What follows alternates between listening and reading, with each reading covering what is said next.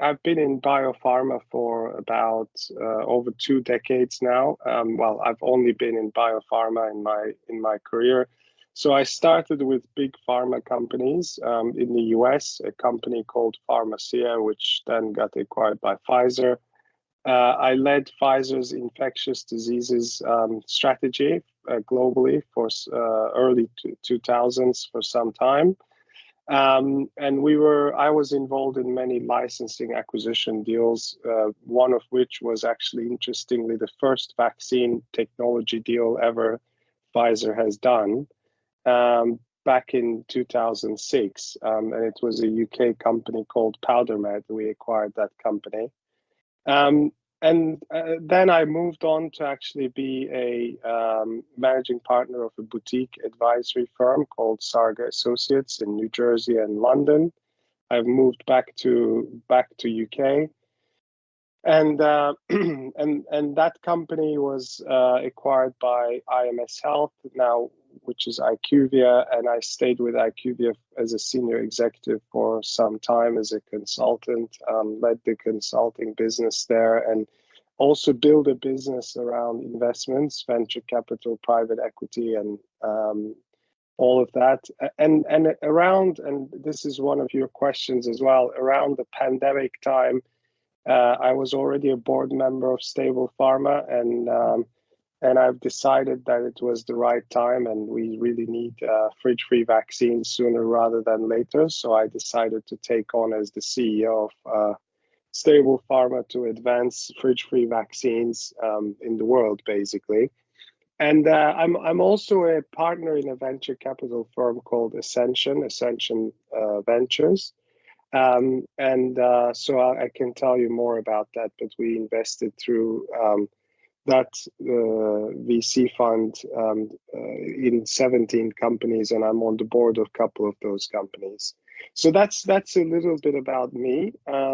Stablepharma is a simple to explain business. It's basically a business taking established vaccines, which are established in terms of the potency and safety, and then we convert them basically to fridge-free vaccines, right? So they're completely thermostable, and they can be outside of a fridge at any given time for lifetime. So it's not excursions. We're talking about just a lifetime of fridge-free vaccines. So that's Stablepharma. It was basically we're still kind of, we're advanced in many ways and still working on these vaccines in other ways. We're about 2 to 3 years from market with the first fridge-free vaccine in the world. And we're still working on it, but we're also quite advanced in many ways because we have our own vaccines that we're working with. We've proven the technology. We've actually proven the regulatory pathway is established. The manufacturing pathway is quite well established now and scalable. So all of that work is done. But that's Stablepharma. And can you just tell me a bit about the other businesses obviously you're involved in as a board member or investor? Yeah, as I said, through Ascension, we are involved in 17 companies. I'm on the board out of those companies, I'm obviously on the board of Stablepharma, which is also an investment through Ascension. But I'm also on the board of 2 other companies. One is called Taylor Bio in Cambridge. It's a oncology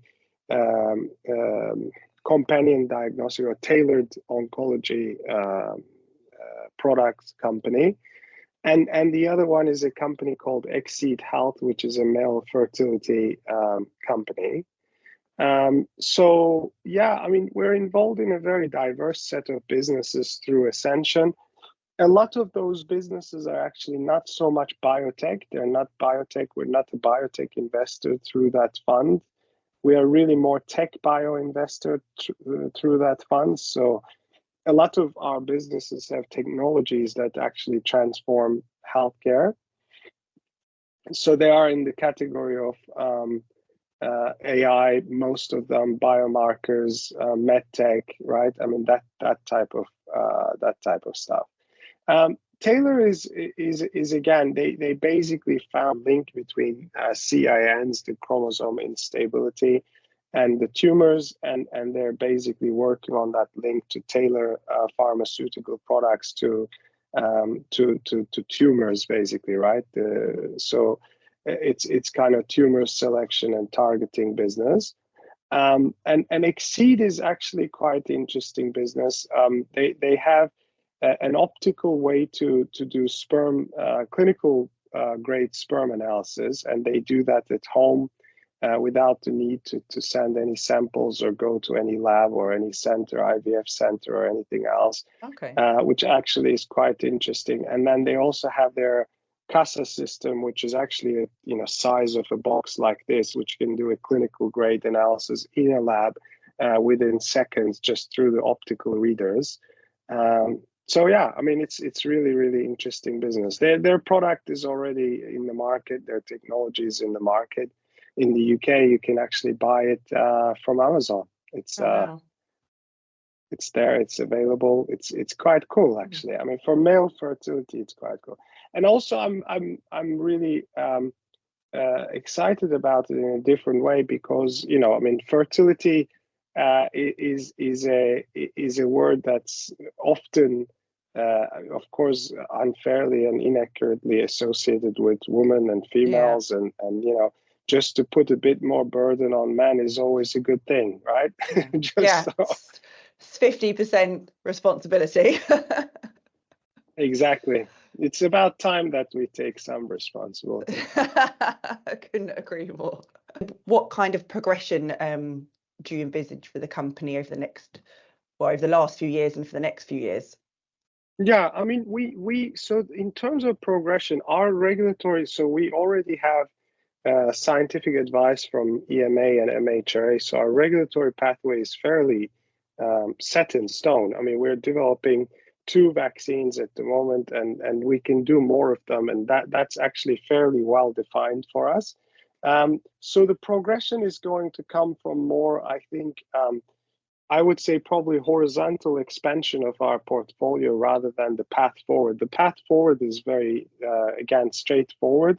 We're now getting into more discussions with other companies in terms of partnerships on their vaccines. So we can go from 2 vaccines to 10 or 15 or 20, right? So you scale up basically from that perspective. But the pathway to creating fridge-free vaccines is not going to be that different. So we can replicate the same model. That's the way forward for us, basically. I mean, that's what we're focusing on. Really getting these first vaccines through regulatory approval, and then also adding more vaccines to the portfolio to create more fridge-free vaccines.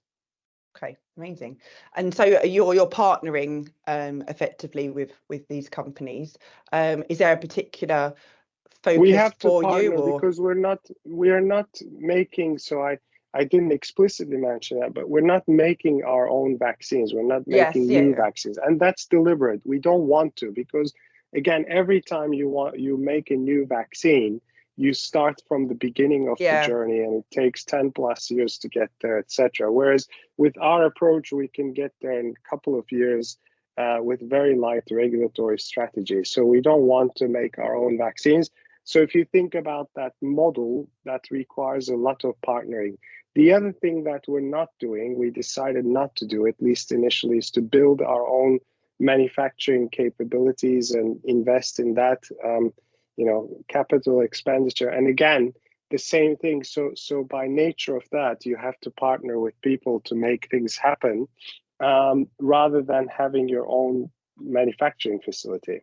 So partnering is really the way to go for us. We are a heavily partnering organization, very light and partnering all around, basically.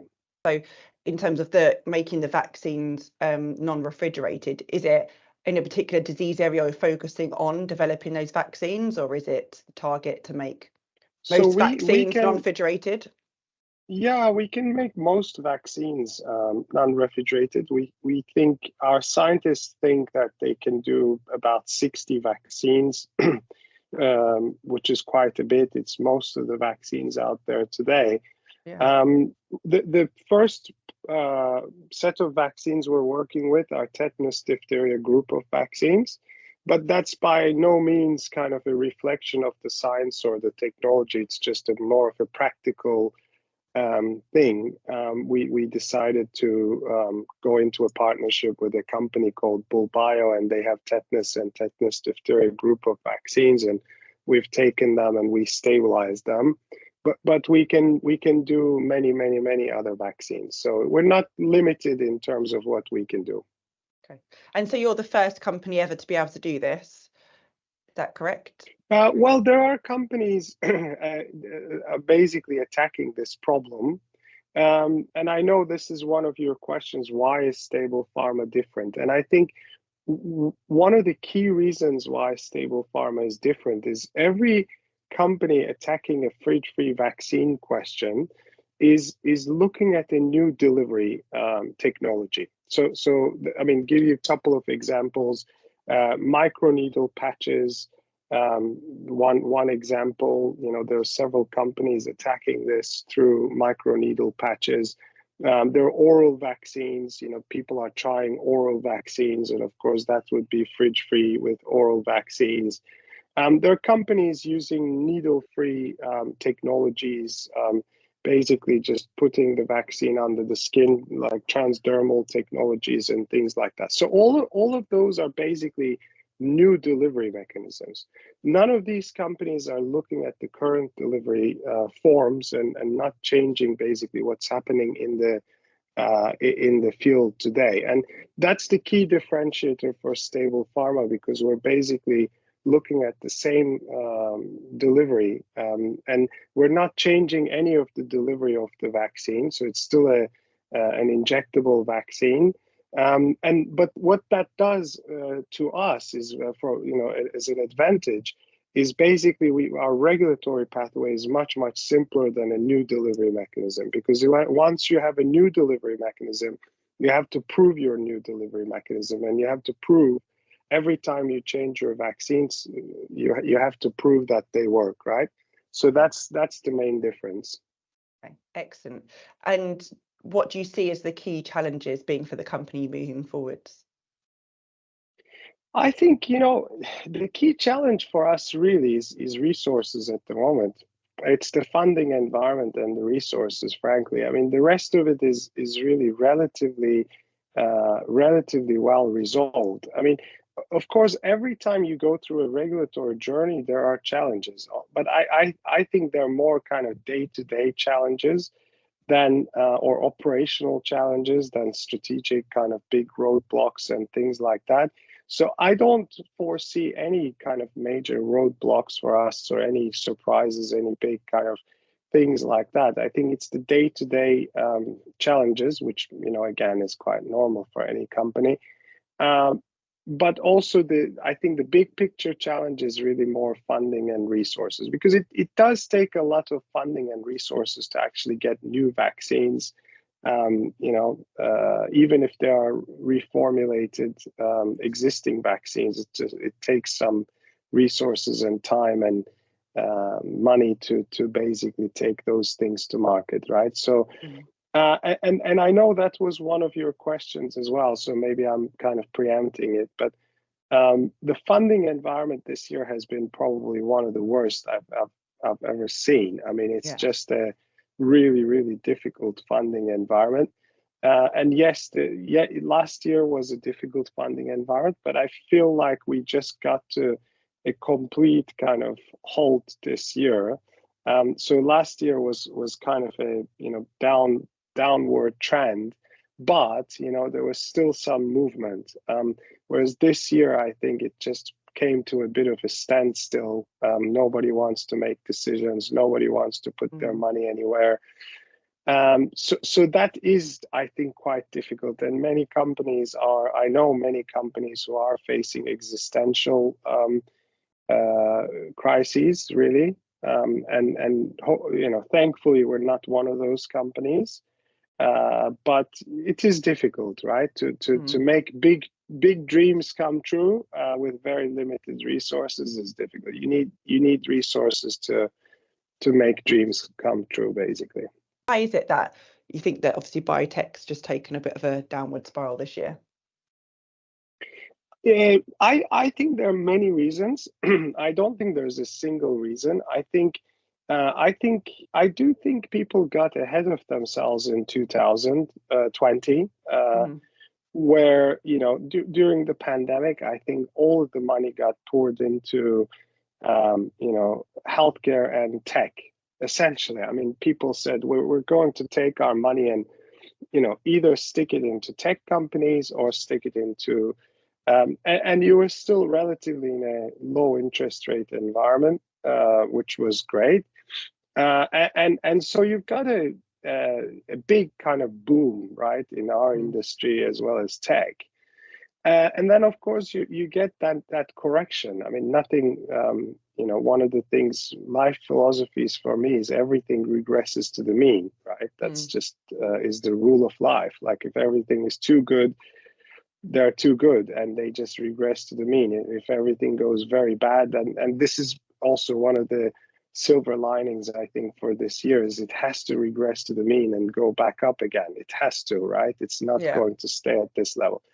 But the general kind of, I think, I don't think we've ever seen, Christine, and this is just my opinion, people might disagree with, I don't think we've ever seen macro environment impacting biotech this much ever in the past several decades, at least, right? That I would agree. Remember. I've been doing this for 15 years and I've not seen this before. So it's the macro environment. I mean, it's just macro is not typically not that, because biotech and pharmas as well, macro is macro, but we have our own life and we survive no matter what. But I think this time it did impact quite a lot. I think pharma and biotech, the macro environment, and it's the wars and the interest rates. Really, I mean, it sounds silly. It has nothing to do with biotech, but that's really what's happening, I think. Yeah. And people don't want risky assets, right? Because biotech is perceived to be a risky asset category, and they just want safe money, and they can get 5, 6, 7, 8% risk-free. So why not do that rather than go into a risky asset class like biotech? I think that's how they're thinking. Yeah, absolutely. And just in terms of maybe a bit more of a controversial question is, obviously a lot of these companies, when they have the vaccines and they at the end of the day they have to be thrown away because obviously they're no longer in the fridge, that obviously might affect their sales. Is that something? It does. So is that something that they would be concerned about? There's no doubt that concerned about, in the sense that yes, we're not always going with the flow of profit motive for, I guess, big pharma. Yes, I mean, that's absolutely correct. But I always give the same example because I think it works. I mean, 15 years ago, companies like Volkswagen, BMW, the giants of automotive industry, had no incentive whatsoever to make electric cars. They're all now saying they're going to be only making electric cars. So something has happened, something has shifted them. And I think that something is called Tesla, really. I mean, anybody can claim whatever they want, but I think it was Elon Musk who came in and said, look, this is possible, and this is interesting, and this is attractive, and this is environmentally the right thing to do. And the list goes on. And we're here. I mean, it's just a fascinating journey because, again, these companies were making their diesel cars, polluting the environment, very happy. It just doesn't fly anymore. And I think we're going to get to that stage with the vaccine industry. We're really in a similar situation. They're happy selling and wasting basically half of the vaccines that they manufacture. So it's 50%. They're very happy doing that. They're very happy, generating their carbon emissions, which is insane. They're very happy making big fridge companies rich, which is insane, I think. And it's all like that's where we are today. But I think it's if we follow a similar path to Tesla and Volkswagen, I think we're going to end up in a different world. If we're successful with these vaccines. So this could be quite a disruptive, game-changing industry. And of course, once somebody goes to market and says, look, it's entirely possible, you can make a whole range of vaccines entirely fridge-free, you don't need refrigeration, you don't have wastage anymore, you can keep these things in the warehouse for a long, long time, then what happens? Then they need to, and of course, the end customers like governments and healthcare workers then say, oh, so this is possible. Yeah. Why aren't we doing this? Yeah, absolutely. I mean, in general, it's just better for the overall healthcare system regardless. So, okay. Yeah, it's a bit like, I mean, it's again, very, very relevant, actually, this example, because remember, everybody said, oh, electric cars were available, have been available for 100 years. So why, like it doesn't work? Surely it has been there for 100 years. So what would you say your plans are then for 2024? Obviously a key focus on going through this step with Stablepharma, but anything else on the horizon? Personally, or as a company? I mean, as Both. a company, we're very much focused on obviously going through this journey and getting closer to, making fridge-free vaccines a reality. I mean, that's really our vision. I think I'll sleep well at night once we kind of show the world that this is possible. I mean, I think it's more for us. It's a bit more than just a company and profit. It's just to show that this is possible. This is doable. So 2024 is actually quite an important year for us because we'll be going into clinical trials. We need to do a small, very targeted clinical trial with this vaccine. So it's going to be a very, very important year for us. So that's what we are almost 100% focusing on, in addition to, of course, the partnerships and things that I talked about. By the way, we're also working on mRNA. I didn't mention, but mRNA vaccines, which is obviously very important, and we think we can actually thermostabilize them so they can be at room temperature.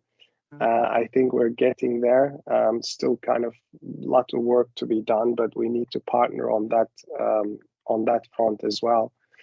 And for me, I think 2024, my hope is that we would get back to a bit more of a normal market environment in 2024. Really, I think for everybody's sake, really, not just Stablepharma's, but everybody working in this industry, trying to make good things happen. That's my kind of hope for 2024.